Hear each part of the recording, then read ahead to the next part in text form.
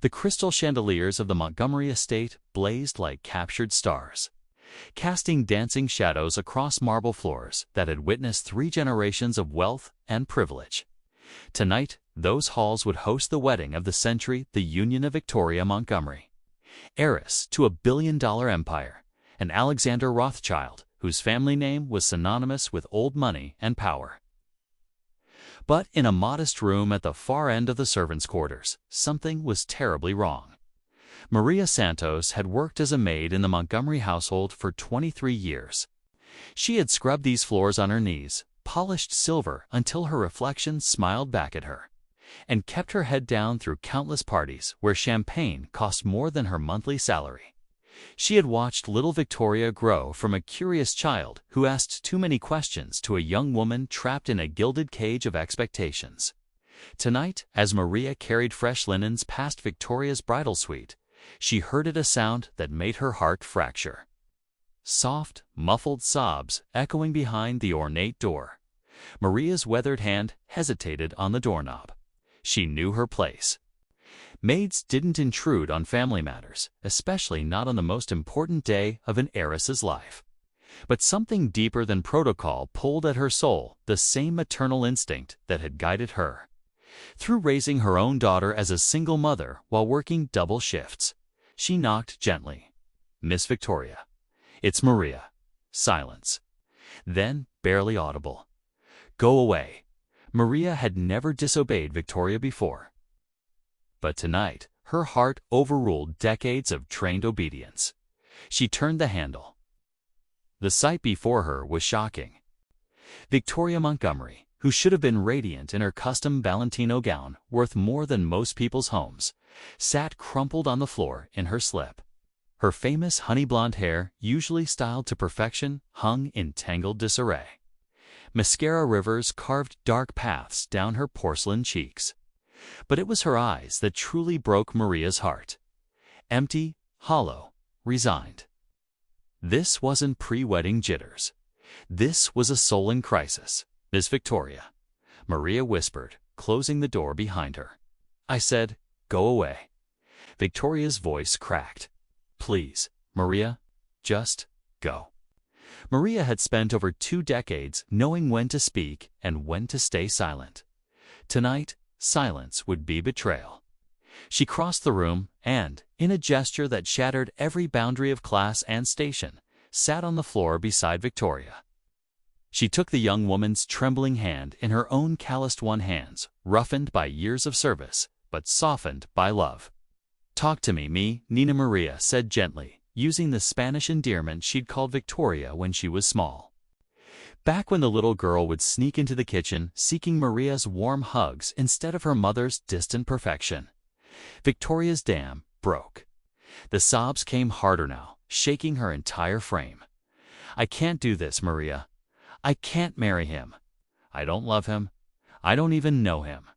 But everyone's out there, 500 guests, photographers, my parents' business partners.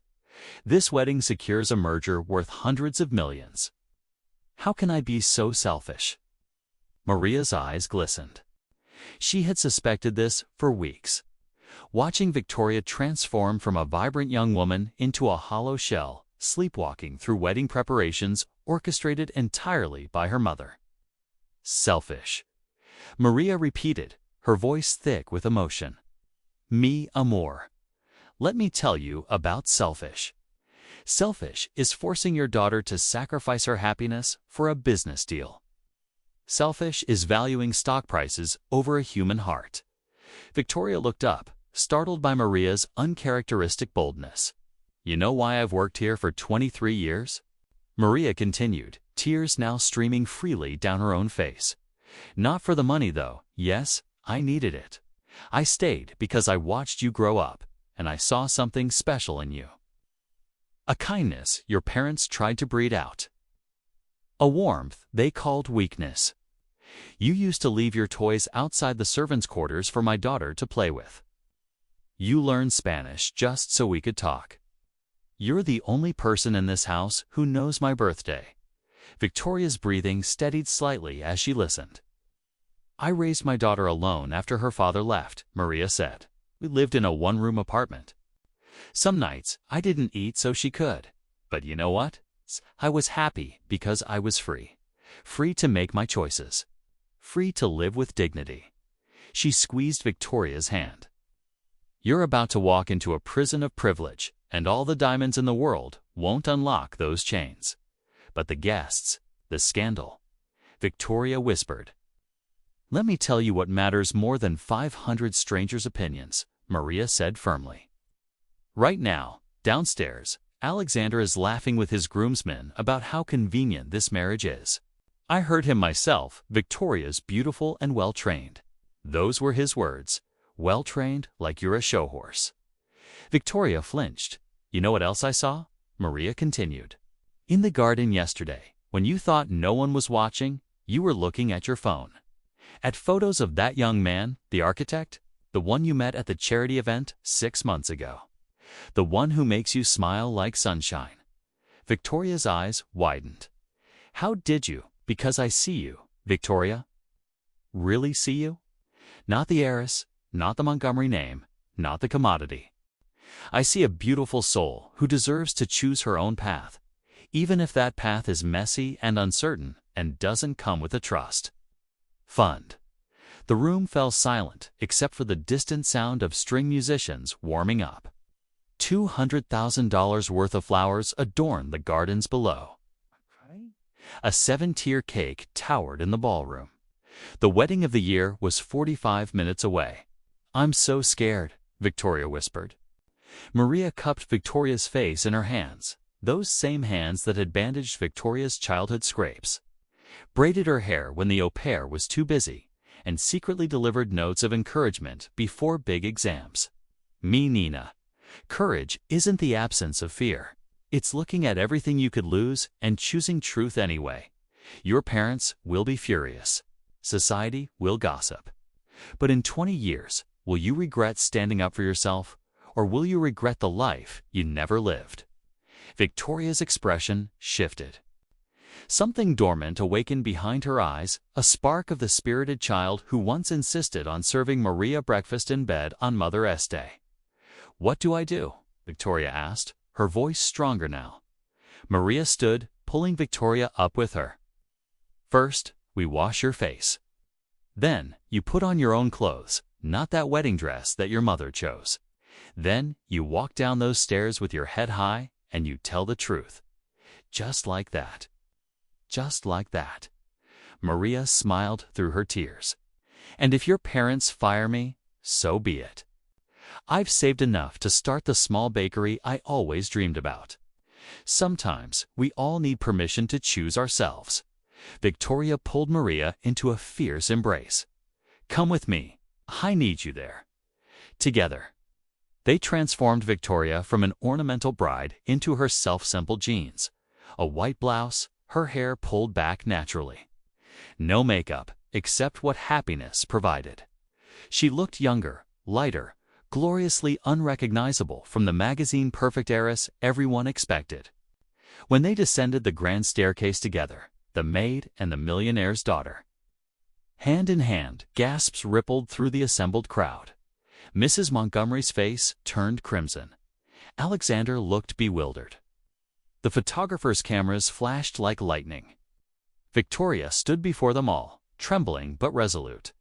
Maria stood beside her, a silent pillar of strength. I can't do this, Victoria announced, her voice carrying across the shocked silence. Not because Alexander isn't a good person, but because marrying him would be a lie. I won't trade my life for a merger. I won't pretend love exists where only convenience lives. The ballroom erupted. Mrs. Montgomery rushed forward. But Victoria raised her hand. I know this is scandalous. I know I'm disappointing you, but the person who taught me the most important lesson today is someone you VA overlooked for 23 years. Victoria turned to Maria, tears streaming down both their faces. Maria showed me that dignity isn't about how much money you have. It's about having the courage to be true to yourself. Victoria addressed her parents directly. You gave me every material advantage. But Maria gave me something priceless. She saw me as human, not as an asset. And if that's not worth more than all your wealth, then I don't want any of it. The silence was deafening. Then, from the back of the room, someone started clapping. A young man, the architect from the photos, had somehow gotten past security. His applause was soon joined by others, including some of Victoria's younger cousins who had always envied her cage of gold. Victoria walked toward him, toward uncertainty, toward freedom. Mrs. Montgomery's voice rang out. "If you leave with nothing." Victoria paused, smiled, then looked back at Maria. "I'm leaving with everything that matters." 3 months later, Maria received a letter with a Seattle postmark. Inside was a photo of Victoria and James on their modest wedding day, a simple ceremony in a public garden, attended by 20 people who truly loved them. Victoria wore a sundress and flowers in her hair. She looked radiant, genuine, gloriously herself. The letter read, "Maria, because of you, I learned that the bravest thing we can do is choose authenticity over approval. James and I live in a small apartment. I'm working at an art gallery. We're happy in ways I never imagined possible. You didn't just save me from the wrong wedding, you taught me how to live the right life. With eternal gratitude and love, Victoria. P.S. When are you opening that bakery? I'm your first investor." Maria pinned the photo to her refrigerator, next to pictures of her own daughter's graduation. That night, she began sketching floor plans for a small bakery, finally ready to choose herself, too. Sometimes, the greatest gift we can give isn't wealth or status. It's the courage to help someone else find their wings, even when their flying means they'll leave our world behind. And sometimes, the most glamorous thing a person can wear isn't a designer gown, but the radiant confidence of living their truth.